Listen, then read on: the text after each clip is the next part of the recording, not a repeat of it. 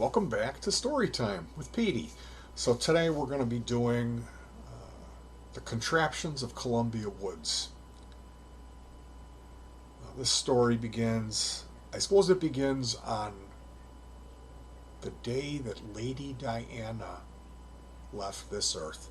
I was out with my older brother in his Ford Escort, and we were going to Sludgehenge, which is off of the Des Plaines River and Madison Avenue in Burr Ridge, Illinois.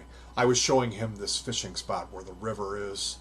It's a real bumpy, unbelievable chuck holes. You have to go a half a mile an hour and ba-boom, ba-bam, and then it dead ends at the river and people fish there. It's kind of a no man's land where there's a big fire pit. People are always drinking and fishing there, smoking pot. We're driving down this bumpy road. It's the day that Princess Diana died. And I'm looking into the woods. There's 100,000 acres of forest preserve in this whole area, or 10,000, excuse me. 10,000 acres of forest preserve in this area where I grew up, Willow Springs. And it's cut in half. The town is divided by the Des Plaines River. Also, the Kelsag and the I&M Canal. Santa Fe Speedway is there, the clay track where they run the dirt cars. So we're over just a little bit west of there, and I see this boat. I said, "There's a boat in there," and it looked clean. And he goes, "I'm not going in those woods." I said, "Eric, we got to go get this boat."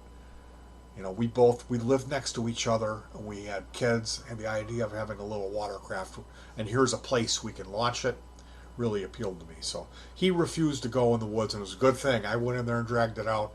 It ended up being a Contour Commander. Contour is a company that makes pedal boats. It was their top of the line flagship watercraft. Had a 960-pound maximum weight load, stable dual pontoon design, which means you could stand up in the boat and it wouldn't really rock much. So it was safe. Safe for kids, and I put 4 deep cell batteries on it with a electric trolling motor. Later on, I got a gasoline 2.5 horsepower motor, which replaced that, and then I ran those deep cells to run unnecessary electronics like color TV, Atari 2600, a kicker box sitting right behind your ear, blasting out, PA system, lights, horns. We had a big cane with a disco ball that revolved with a color wheel that shot at that to reflect down back over out to the water. We had like the PA so we could talk to the people on the shore. They had to reel their lines in if they were fishing on the boat launch, what they always did. We would go to pull in and they wouldn't want to like reel in, and it's like, hey, it's a boat launch. Well, most people thought we were cops because I had alternating flashing lights and blinding spotlights. We had halogen fog lamps on the front. There was so many lights, sirens, horns, and speakers on that boat. It was ridiculous. I put a color TV with an Atari 2600 with a StarPath supercharger. All of the Atari games on CD-ROMs, so we didn't have to bring cartridges. Playing Atari on a boat. Playing River Raid. And then I set up a slot car track with screen around it, so if the cars went off the track. Because when you run them off 12 volts, if you open it up, they smoke. Literally, smoke comes out of the controller. So I had to put little wood blocks in there to show them out. And then we had a camera. The track was the whole back of the boat was the track, and we had a camera on this huge pole that went way up in the air. Color camera feeding the color monitor on the 4.5-inch screen on the hull. So you're racing slot cars watching a little screen that's on a boat behind you. The day that I ran that, there were some guys fishing they were like kind of like Southern types, you know. They had Dale Earnhardt cap on and 3 NASCAR, all that stuff, and they kept making fun of me. Look at that boy's plumb crazy. And they're like, "What's he gonna put on that boat next? Color television set?" And I said, "You just wait and see what I put on this boat next." And then I whipped out the slot car track. They got up and came over, and they were just shaking their head. "That thing's gonna sink like the Titanic." So I was running that boat on a 19.5-mile stretch from Harlem Avenue, which is like, I don't know what that is. What town that is? Stickney? It's basically Chicago. It's really, really close to Chicago. So we'll say from the west side of Chicago to Romeoville, 135th Isla Cache is what that's called. It's really beautiful down there. And I would play certain types of music, like it would start with Faith No More, then we would do some Buckethead right around when you would pass these bridges. You would have this Buckethead song would be playing, Phantomus, Mr. Bungle, and then at the end, like Mary Go Bye Bye would be playing the last song off Disco Volante. So there was like a soundtrack for it. And it was beautiful. It would take all day. You'd usually have the wind in your face. Sometimes that nor'easter. Sometimes it would flip and you'd have it on your back, and man, you'd really make some time then. But the water is flowing with you. The water is pushing you. So even if the motor broke down, I would still, we had a little propane stove, and we would always stop and cook up a burger feast. Yeah, one time we bought a dozen donuts for breakfast, and they blew and fell in the water, which was a real bummer. I had a quarter ounce of weed disappear on that boat. That was really a bad couple of hours digging around. Where did it go? And I have no idea what happened to that pot. No idea. It capsized once. That was really bad. But we're here to talk about the contraptions at Columbia Woods. Columbia Woods was the midpoint. This is where we would cook. And I started hearing stories, rumors, and tales, legends about the crazy World War II fighter pilot. Really old guy. This is in the 90s. And supposedly this guy was... I ran that boat for 11 and a half years. And we ran every weekend. Oftentimes, both days we would be out. There was an island that we developed with a picnic table that washed up, and we had a huge storage crate with lock. Everything was chained to the main tree on the island. It was tiny. It was about the size of a driveway. And so we would bring the radio up, the boom box. It's a kicker box with 8-inch speakers with a 200-watt amp, Rockford Fosgate amp, and drag a deep cell up there with a light, a big floodlight, and then we would build a campfire, and we had a Weber too, so we would cook shish kebabs, and the kids had a swing. We would just hang out there. It was just our little spot and enjoy a day in the dirt, and those were the best days of my life. I enjoyed running that 19.5-mile stretch of that boat more than I can tell you. The sense of peace that I got on that river is indescribable. Ancient Indians, the tribes used to say that evil spirits can't travel over bodies of water. So when they got out in the boat, they knew this sense of peace that I was familiar with, where once we got settled in and we were going, I would crack a beer, I would light a smoke, and I would just get this smile on my face and this sense of peace that I can't really describe to you.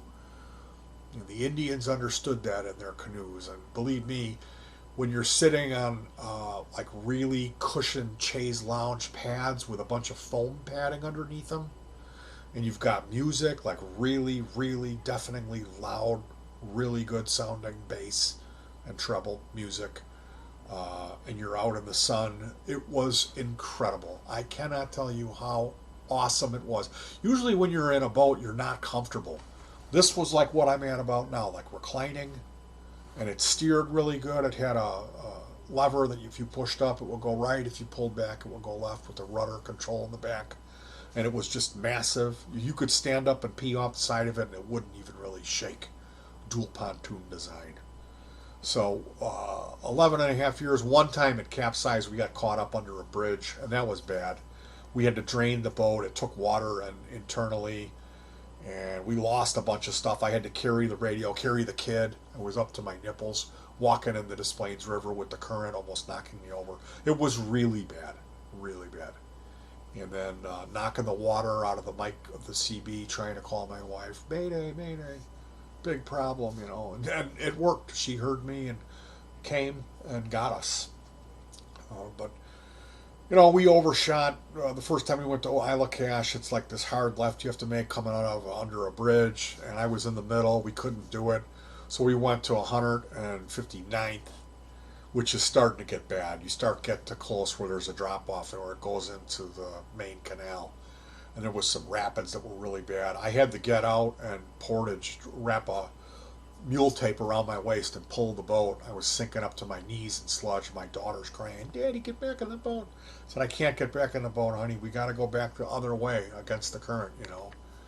And so I had a cell phone, and I had gotten a hold of my wife, and she came and rescued us. So we had two mishaps that were really close calls. And like I've heard people say like that they know the river. Like this guy Mike, "Oh, I know the river."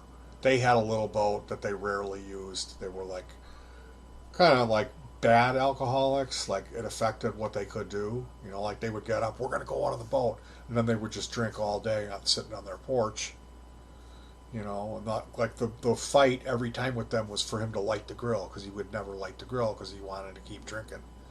And then he would get in the truck and drive over all the patio furniture, and it would rupture the radiator, and he, you know. Those people, and what I'll say is, you can never know a river.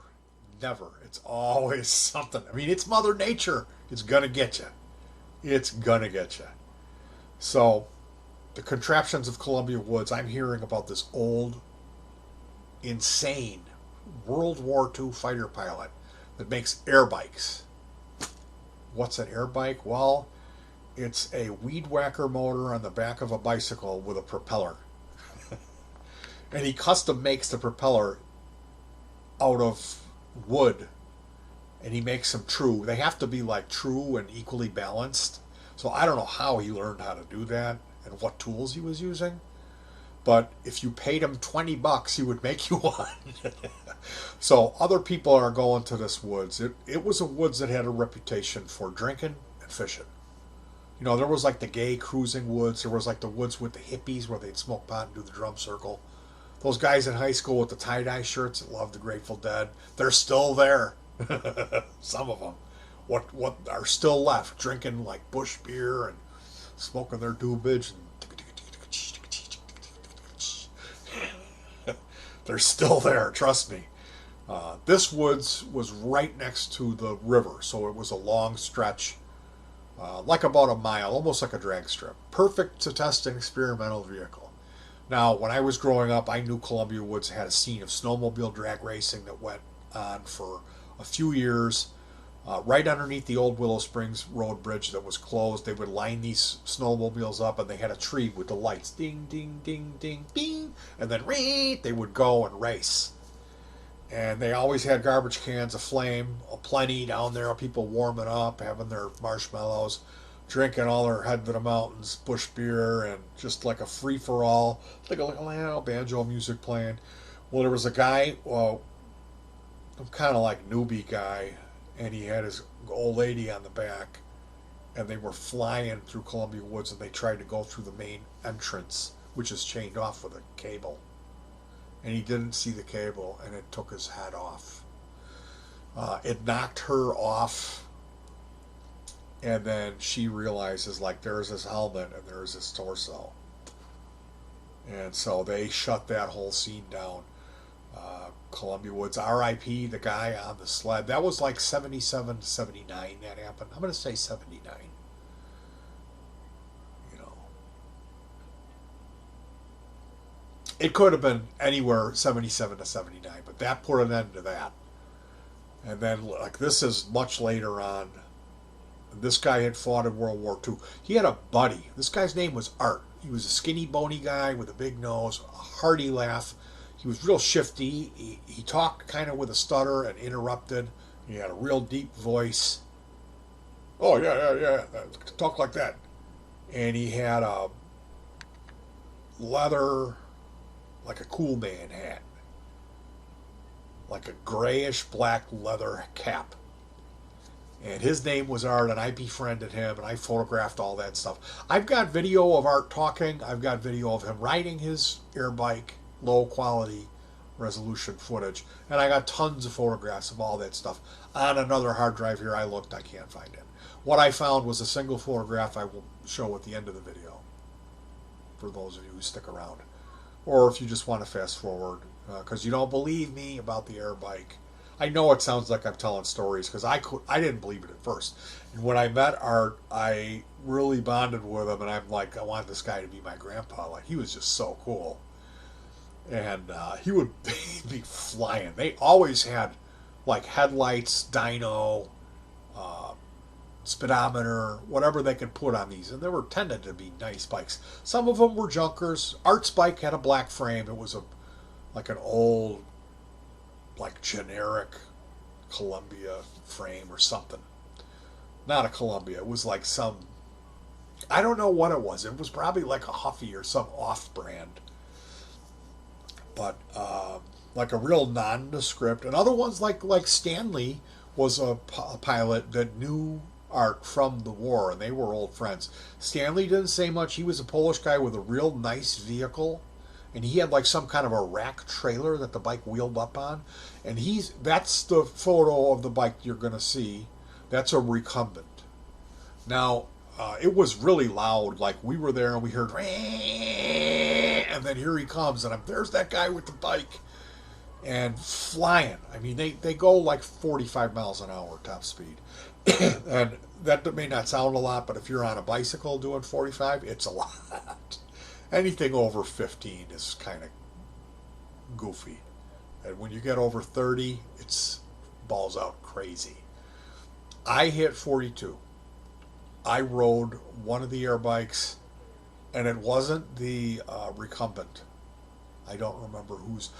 He was selling them, so there was always people there. People would go there to drink and fish, and then they would hear this, and then of course he would pull over, and people would run to talk to him. And he didn't like talking to people. He didn't like me at first. I kept taking all these pictures, and I was real excited. But eventually, like, he came down and saw my boat, and then he warmed up to me because he realized we were similar type of people that like to tinker with stuff and make stuff. Because the boat was kind of quite a sight to see. So I ended up knowing Art for one summer. I ran into him at least a half a dozen times because we were always out, and he was always at the woods testing his air bikes. And it ended up being he went away. I'm guessing he passed away or he got in trouble. I don't know. I don't know what happened. I know that for a couple years later, every once in a while, you would see some guy on an air bike there. There was people that didn't have fan shrouds on them, just an exposed blade. And I'm thinking, if you fell back into that thing, that would be it. It wouldn't be a good way to go. Very dangerous stuff.